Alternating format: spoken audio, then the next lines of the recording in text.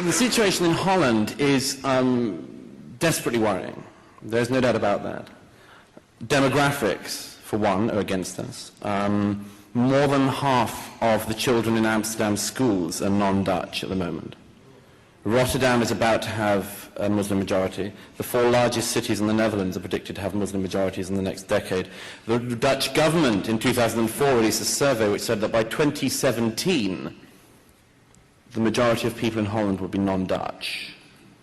As Geert Wilders said, an MP in the Dutch parliament, we will lose our country, it's as simple as that.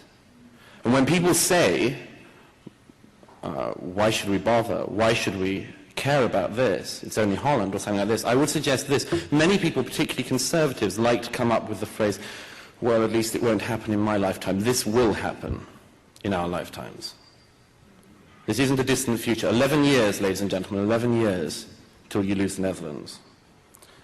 2 people who did wake up to this early were Pim Fortuyn and Theo van Gogh, and of course both of them are now dead. There are 2 speeches by both these men which haunt me really, apart from anything else, because they provided a kind of very saddening prophecy of both of their demise. Pim Fortuyn gave a speech just a few months before his death when he left something called the Liberal Netherlands Party and founded his own party, which in 4 months got a sweeping victory in the elections without, then it was, their leader who was killed shortly before the election. Pim said when he left the Leefbaar Nederlands Party, he gave a speech in which he said to his party, he said, I've kept my cool until now, but I won't hold it any longer. He said, it is 5 minutes to 12. It is 5 minutes to 12, not just in the Netherlands, but in all of Europe. That clock is still ticking, but without anything being done, it's just a little closer to midnight.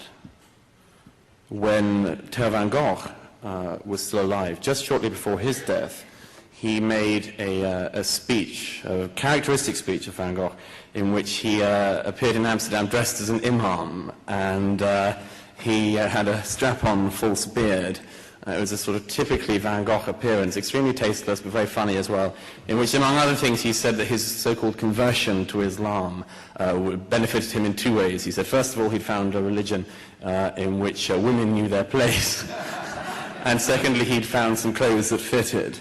But Van Gogh finished that speech in 2004, shortly before his death, saying, he said, Allah is the scourge which will conquer Amsterdam.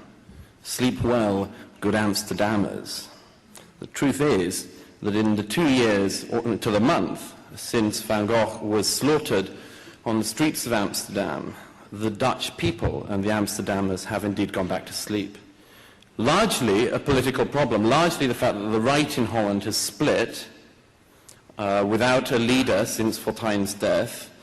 They don't know who to back, where to go, turnout's been dropping, and the parties that do exist, such as Wilders' party, have split and find no coherent voice. At the moment, as you also know, there are a set of private tragedies going on from Holland. Ayaan Hirsi Ali, you'll know of course, no longer lives in Holland. One of the immigrants that Holland needed most left.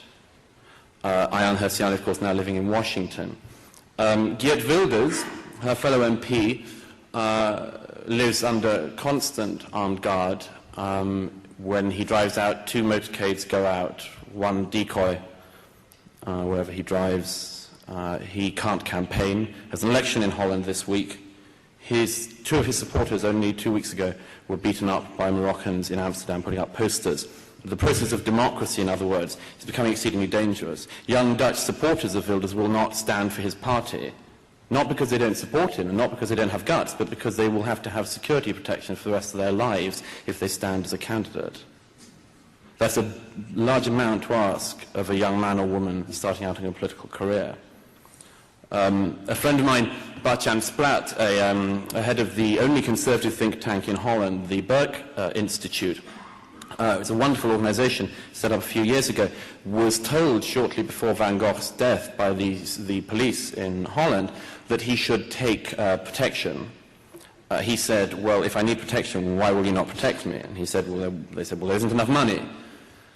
But they suggested he paid for it himself at the cost of €100 an hour, which, as you'll know, there's not that kind of money in think tanks. So he went without protection until an hour after Van Gogh's death, when the police were at his house and whisked him away and gave him protection since. Afshin Elian, a great friend of mine, and one of the great philosophers, I think, of Europe now, fled the Ayatollah Khomeini as a young man, fled to Afghanistan, where he then fled the Taliban, and landed up in Holland, where he currently teaches at the University of Leiden, teaches law and philosophy, and he lives now under death sentence in Holland. Having fled theo-fascism all his life, he's now encountered its worst form in Holland, where security guards sit on campus with him, the campus is searched for bombs every morning. Again, this is no life, and all that he has done is write newspaper columns fortnightly for the main conservative newspaper. There are people who have stopped because they are so scared of what's going to happen. I know of journalists and others who've simply stopped talking about Islam. In one case, he went on television to read out his last newspaper column and said, "Leave me alone. I won't talk about Islam. I'll just continue teaching. Don't hurt me." This is spreading across Europe, which is why it's important to tackle it now there. In Denmark, only a couple of weeks ago, we all have heard of the cartoons catastrophe, and incidentally, those people who tell you that, and you hear them a lot, that there was something provocative about that. We should do the thought test. What could you do if you wanted to make a criticism of something that would be smaller than drawing a cartoon? Those people who say that we should have no truck with. But in Holland and Denmark, cartoons at the moment matter. 2 weeks ago, a group of Danish school kids went on a kind of scout camp thing, and demonstrating that humour isn't dead among the young of Denmark, had their own mini cartoon competition. Footage of this, filmed by someone, seems to be an infiltrator from another political organisation, filmed this and passed it to one of the main imams in Denmark, who's just condemned by fatwa these young boys to death. Some of us are currently working at a fund to try to protect them, and I'd very gladly pass on details if you're interested afterwards. In Belgium, one of the MPs, Mount Boussakle, lives under death sentence, lives under protection. The AEL, which was mentioned just now in 2002, had effectively a Kristallnacht imitation pogrom in Antwerp, in which the head of the AEL, the thug and Hezbollah trainee Dayed Abu Jaja, led chants in support of Osama bin Laden, the smashing up of Jewish-owned shops, and then culminating in the chant Hamas, Hamas, Allah Joden al het gas. Hamas, Hamas, all Jews to the gas. If we don't recognize these echoes now, I don't know when we will. In France, just a few weeks ago, as you'll know, Redeka, a school teacher, has had to go into hiding after writing an article critical of Islam. 2 weeks ago, a German MP who spoke out, a Turkish immigrant MP who spoke out against the veil, was given death threats and now lives under armed guard and in secure accommodation. The truth is, this is simply spreading. It's even the case sometimes in the UK. I was invited by the left-leaning newspaper The Guardian to write an article the other week explaining why I still support the Iraq War, the bafflement and amazement they feel that needs them to commission such articles was evident, and in response just to that, among other things, there were suggestions posted up on the Guardian website that I should be beheaded. One post said that I should be beheaded because only if I was beheaded would there be peace. I think it's a new movement, pacifists for beheading. I showed Submission, the Einheitsrealität Van Gogh film, in public for the first time to a group of MPs, peers and others a couple of weeks ago, and had armed guards for that. So sadly it's spreading, but there's no reason why we should step down, or why we should be quieter, or why we should stop. The mosque, which Melanie just mentioned, the Tablighi mosque, the Tablighi have a metaphor for how they're going to spread. They say that they put out the tentacles into Europe. They will put out the leads of all these light bulbs across Europe. All the strands will go out, and then Allah will turn on the lights. I suggest to you that if that light and those lights start to come on, the light of Europe will go out. But Europe is reawakening, and this is why I say do not be pessimists, do not sign up for Schadenfreude, and do not abandon this. There are many movements in Europe at the moment, political and literary, to stop this. Just in the last few months, there's a new magazine started up in France, a superb magazine countering this called Le Demandement. Do get it. Pinio, a new Dutch magazine starting up next month in Holland. There's a new publishing house in Italy, new newspapers in Italy. Across Europe, there is a strong and I hope more and more connected movement of MPs, representatives, journalists and others who are standing up to this threat. And they are saying without any compunction, and bravely I think in many of their cases, if you want Sharia law, you can go and have it, but it will not be here. It will not be in our lands. We have to be better at giving out that message, and I hope that you Americans will continue to support us as we say these things.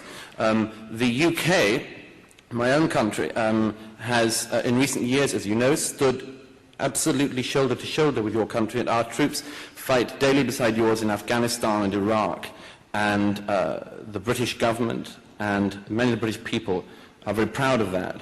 And it reminds me of, I'll finish here, but it reminds me of one of my favorite stories, really, of one of the greatest men, Winston Churchill, who in 1940, when Britain was still standing alone against the threat of fascism last time, Churchill invited the American ambassador to the court of St. James to discuss your country providing provisions to Britain in our darkest hour. And Winston Churchill, over a whole course of a weekend, persuaded your ambassador that he should give provision, military and so on, to Britain. And at the end of the weekend, when the ambassador was flying back to see the president that night, and he said to Churchill, I wonder if you'd be interested in knowing what I'm going to say to the president. And Churchill agreed that he would like to know.